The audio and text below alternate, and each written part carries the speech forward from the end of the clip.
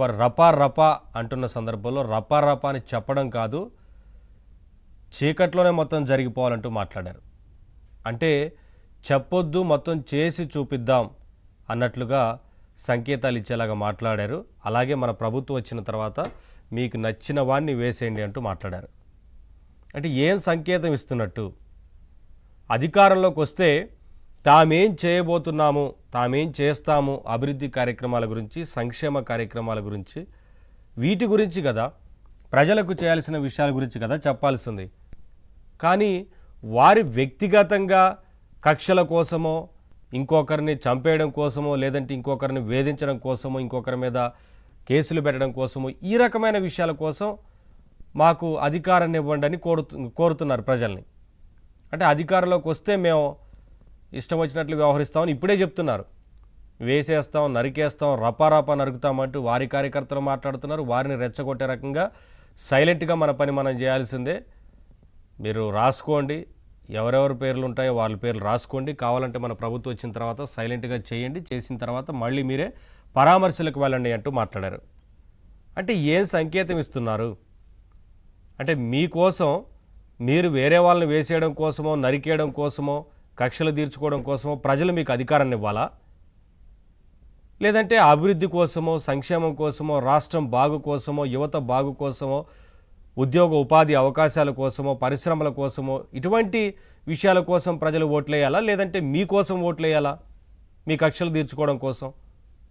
అంటే ప్రజలకి ఏం సంకేతం ఇస్తున్నారు వైసీపీ నేతలు అనేది అర్థం కావట్లేదు. పదే పదే వారి అధినేత కూడా ఇదే విషయాన్ని చెప్తున్నారు. రపా రపా గురించి అంటూ మాట్లాడుతున్నారు.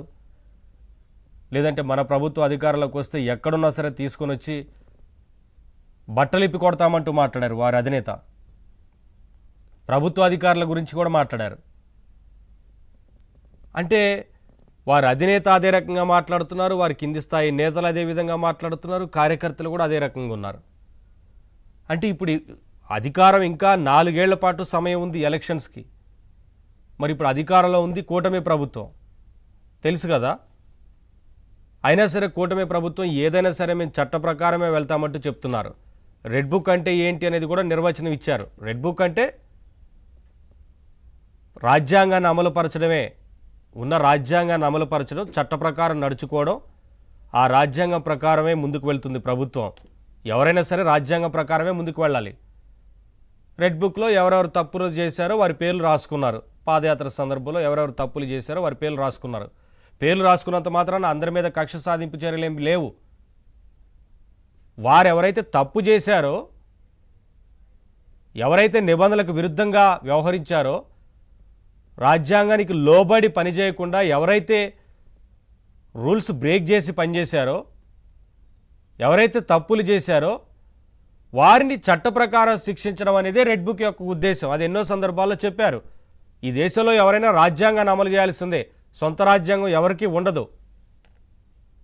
వైసీపీ చేసిన వ్యవహారం, వైసీపీ చేసిన వైఖరి, వ్యవహరించిన వైఖరి, ఇవన్నీ ఎవరు ఈ దేశంలో ఏ పార్టీ కూడా అటువంటి విధానాల్లో అవలంబించదు అనేది మనకు కనిపిస్తూ ఉంది. అదే విషయాన్ని పలు సందర్భాల్లో ప్రతిపక్ష పార్టీలు కూడా, ఆ రోజున ప్రతిపక్ష పార్టీలు కూడా అదే విషయాన్ని వివరించాయి.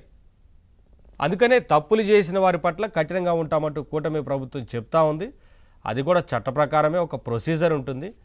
రాజ్యాంగం ప్రకారం, చట్ట ప్రకారం నడుచుకుంటామంటూ కూటమి ప్రభుత్వం చెప్తా ఉంది. అదే రకంగా ముందుకు వెళ్తూ ఉన్నారు. ఈ సందర్భంలో పేర్ని నాని చేసిన వ్యాఖ్యలు నిజంగా చాలా అంటే చాలా రెచ్చగొట్టే రకంగా మాట్లాడారు. అసలు పేర్ని నాని విషయంలో రేషన్ బియ్యం కేసుకు సంబంధించి ఇప్పటికే ఒక కేసు ఉంది.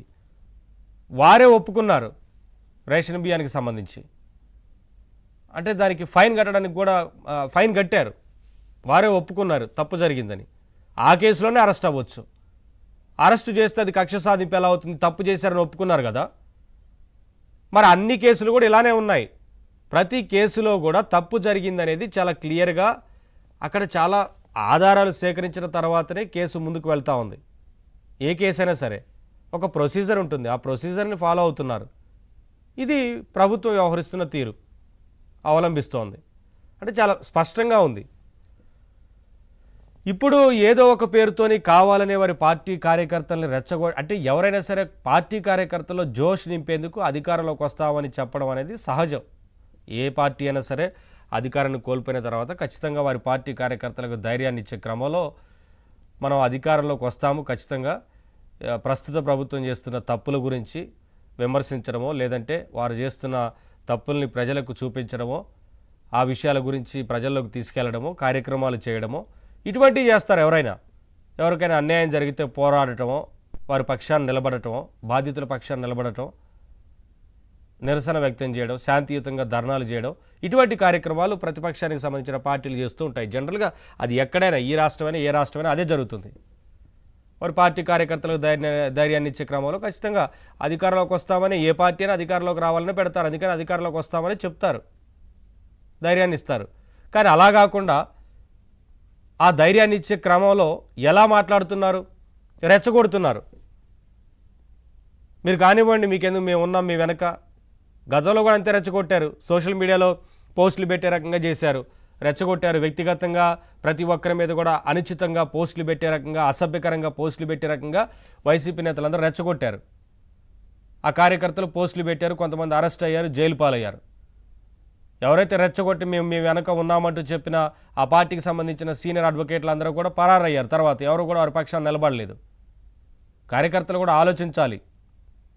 వారు రెచ్చగొడతారు, మన ప్రభుత్వం వస్తుంది, వచ్చిన తర్వాత వేసేద్దాం, ఇంకొకటి చేద్దాం, రపారప నరికేద్దాం. ఈ వ్యాఖ్యలు ఎందుకు? అసలు మన ప్రజాస్వామ్యంలో ఉన్నాం కదా. ఒక మంత్రిగా పనిచేసిన వ్యక్తి స్థాయి మరిచి మాట్లాడటం అనేది కరెక్టా? ఇదే ప్రశ్న ఇవాళ ప్రజల్లో కూడా ఉంది.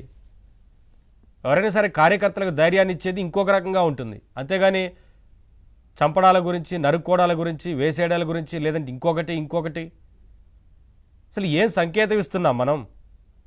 ప్రజల్లోకి అసలు ఏ రకంగా వెళ్ళాలి, ఎటువంటి కార్యక్రమాల ద్వారా ప్రజల్లోకి వెళ్లాల్సి ఉంటుంది, కానీ మనం ఏ రకంగా వెళ్తున్నాం అనేది కూడా ఆలోచించాలి కదా. రెచ్చగొట్టేలా మాట్లాడి రేపు ఏదైనా జరిగిన తర్వాత మీ వెనక ఎవరుంటారు?